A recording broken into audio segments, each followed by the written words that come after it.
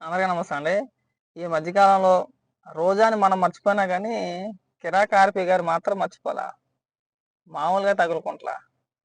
ఎప్పుడు చూసినా ఖచ్చితంగా ఏ యూట్యూబ్ ఛానల్‌లో మాట్లాడినా ఖచ్చితంగా రోజాని ఉద్దేశించి కనీసం ఒక 4, 5 నిమిషాలు మాట్లాడుతున్నాడాయన. అందులో బెస్ట్ డైలాగ్ ఏంటంటే, రోజా గారు అసెంబ్లీలో జగనన్న, జగనన్న నీకు నా సెల్యూట్ అనే డైలాగ్ ఉంటది. దానికి జగన్మోహన్ రెడ్డి గారు ముసిముసినగా నవ్వుతా ఉంటాడు. తిరిగి రియాక్షన్ మాట. దాన్ని ఆర్‌పి గారు భలే పట్టారు ఆ ముక్కని. సేమ్ యాజ్ ఇట్ ఈజ్ మాట. ఒకసారి వినిపిస్తా వినండి. జగనన్న జగనన్న నీకు నా సెల్యూట్. జగనన్న జగనన్న సెల్యూట్. కొట్టుకొని ఇద్దరు కూర్చో చెప్పు జగనన్న బూతు వేసుకొని తాగి తాగి తాగి బందర్ మొహంది జగనన్న జగనన్న ఆయన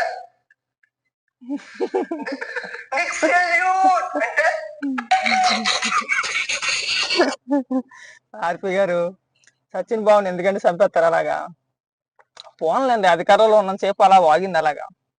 పిచ్చి పిచ్చి మాటలు, పిచ్చి పిచ్చి చేష్టలు, అసెంబ్లీ అని కూడా లేకుండా వ్యంగ్యంగా, ఎటకారంగా చంద్రబాబు నాయుడు గారిని ఉద్దేశించి వ్యక్తిగతంగా ప్రతిపక్ష నేత, పనికిమాలిన నేత, ఏదో పనికిమాలినోడు ఏదో డైలాగ్ కొట్టింది. ఆ తర్వాత కూడా చాలా సందర్భాల్లో ప్రెస్ మీట్ పెట్టి బూతులు, అలాగే నోట్లో ఏం పెట్టుకున్నారు, ఐస్ క్రీమ్ పెట్టుకున్నారా అని 1, 2 సందర్భాల్లో మాట్లాడితే పర్వాలేదు. చాలా సందర్భాల్లో మాట్లాడింది. దానికి రియాక్షన్ ఈ వీడియో అనమాట. మర్చిపోరుగా అధికార మతంలో ఉన్నప్పుడు ఎలా అయితే రోజా మాట్లాడిందో, మీ మధ్యకాలంలో రోజా కూడా ఎక్కడ కూడా కనబడలా.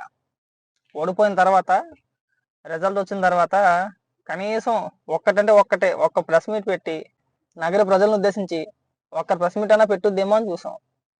ఎట్లా కొంచెం జగన్మోహన్ రెడ్డి ఏదైతే నిన్న మొన్న ఎమ్మెల్యేలు ఆ అభ్యర్థులు ఎవరైతే ఉన్నారో వాళ్ళతో ఒక మీటింగ్ పెట్టుకున్నాడు, సమీక్ష మీటింగ్ లాంటిది ఏదో పెట్టుకున్నాడు. కొన్ని అక్కడికైనా వచ్చిద్దేమో అనుకుంటే అక్కడికి కూడా రాలా. వైఎస్ఆర్సీపీ ఫైర్ బ్రాండ్ ఏమైపోయిందో అర్థం కావట్లా. పూర్తిగా సైలెంట్ అయిపోయింది. అర్థమైపోయింది ఇప్పుడు మనం ఏది మాట్లాడినా కానీ ఏ కుదులు పెడతారో. ఇప్పటికే మంచి పేరు తెచ్చేసుకున్నాం మనం.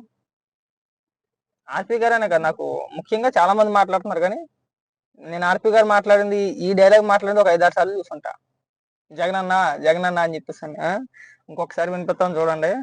టైం పాస్ మాట ఊరికి ఏం ఊసిపోవాలన్నప్పుడు జగనన్న జగనన్న నీకు నా సెల్యూట్. జగనన్న జగనన్న సెల్యూట్. కొట్టుకొని ఇద్దరు కూర్చో చెప్పు జగనన్న బూతు వేసుకొని తాగి తాగి తాగి బందర్ మొహంది జగనన్న జగనన్న ఆయన నీకు సెల్యూట్ అంటే. కాబట్టి రోజా గారు అధికారంలో ఉన్నప్పుడు అధికార మతంతో నోటుకొచ్చింది మాట్లాడితే ఆ తర్వాత రియాక్షన్ ఎలాగో ఉంటది. నువ్వు ఓడిపోయినా, నువ్వు రాజకీయంగా మాట్లాడకపోయినా, ప్రెస్ ముందుకు రాకపోయినా పిలిచి మరీ గేలి చేస్తారు. ఇప్పుడు ఆర్పి గారు చేసేది అదే. నేను పిలిచి మరీ ర్యాగింగ్ చేస్తున్నాను అనమాట.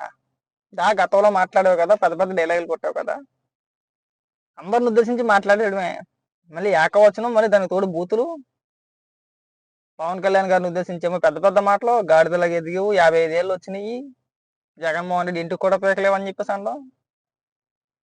నువ్వు మర్చిపోయినా ప్రజలు మర్చిపోరుగా. నువ్వు మర్చిపోయావు కరెక్టే. అవమానంతోనో ఓడిపోయిన బాధతోనో మీడియా ముందుకు రావట్లేదు కానీ కానీ ఊరుకోరు అలాగా పిలిచి కేకేస్తారు. రా రోజా మాట్లాడేప్పుడు మాట్లాడావు కదా అని. వచ్చి ఒక్కసారి మాట్లాడు. చాలా మొన్న కూడా ఒక వీడియో చేశా. ఒక్కసారి రా అమ్మ రోజా, ఒక్కసారి వచ్చి మీడియా ముందు నువ్వేం మాట్లాడతావు మాట్లాడు. ఆ నగరి ప్రజలను ఉద్దేశించి మాట్లాడు. వాళ్ళకి 2 సార్లు అవకాశం ఇచ్చారు, 2 సార్లు ఎమ్మెల్యేగా చేసావు. నాలుగు కృతజ్ఞత ఇంకొకటో నేను చేసిన మంచిదనో ఏదో రకంగా చెప్పే ఉద్దేశం అయితే ఉండాలిగా. ఓడిపోగానే తట్టబడ్డ చదువుకొని శుభ్రంగా చెన్నై పారిపోయావా? అక్కడన్నా ప్రోగ్రాం చేసుకుంటున్నావా, సినిమాలు చేసుకుంటున్నావా? నారా లోకేష్ గారు మంగళగిరిలో ఓడిపోతే గేలు చేశారు మనం. అయినా సరే నారా లోకేష్ గారు ఓడిపోయిన తర్వాత నియోజకవర్గానికి వెళ్లకుండా అయితే లేడు కదా. నియోజకవర్గానికి వెళ్ళాడు, తిరిగాడు, గడప గడపకి వెళ్ళాడు. ఇవాళ భారీ మెజారిటీ 91,000 పై చిలుకు. మనకి డిపాజిట్లు రాలేదు ఇక్కడ. మనం ఘోరంగా ఓడిపోయాం. 2 సార్లు గెలిచానని చెప్పి తొల్లగొట్టేసావు అసెంబ్లీలో. ఇవాళ నీకు గెలుపుకి అంటే ఆ దరిదాపుకి కూడా వెళ్ళకపోయావు. పట్టుకుని 50,000 ఓట్లు పోలవాలా మన బతుక్కి. చూసావు ఏమైపోయింది మన బతుకు. నేను అందుకే చాలా సందర్భాల్లో చెప్తా, అధికారం ఉందని చెప్పేసి విరవీగిపోకూడదు రోజా. తర్వాత పరిస్థితులు ఎలాగే ఉంటాయి. ప్రతి ఒక్కరు ఇవాళ నేను ట్రోల్ చేయడమేనా? ప్రతి ఒక్కరు, అందరూ మామూలుగా చేయట్లేదుగా. మరి ఇప్పుడు ఏ ముఖం పెట్టుకొని రాష్ట్రంలో అడుగు పెడతావు? మంత్రిగా ఉండి ఏ రోజు మన శాఖకు సంబంధించి మాట్లాడదామనో, ప్రజలను ఉద్దేశించి మాట్లాడదామనో, లేదంటే మన శాఖకు మనం చేసింది ఏదైనా మాట్లాడదామంటే అది కూడా మాట్లాడాల. ఒకప్పుడు రోజా అంటే ఫైర్ బ్రాండ్ రా, వైఎస్ఆర్సీపీ పార్టీ ఫైర్ బ్రాండ్ చెప్పాను ఎవరు. ఇవాళ కామెడీ పీస్ అయిపోయావు. కామెడీ పీస్ కంటే ఎక్కువ ఘోరంగా తయారయ్యావు. ఒకసారి చూసుకో సోషల్ మీడియాలో. నీ దరిద్రం ఏంటంటే నీ కర్మం, లేదంటే నీ దరిద్రం ఏంటో, లేదంటే నీ దురదృష్టం అనుకోవాలో, లేదంటే కొన్ని జాతకాలు అంతే అనుకోవాలో తెలియదు కానీ నీ నోటి దోల నీ నోటి దోల ఇక్కడ వరకు తీసుకొచ్చింది.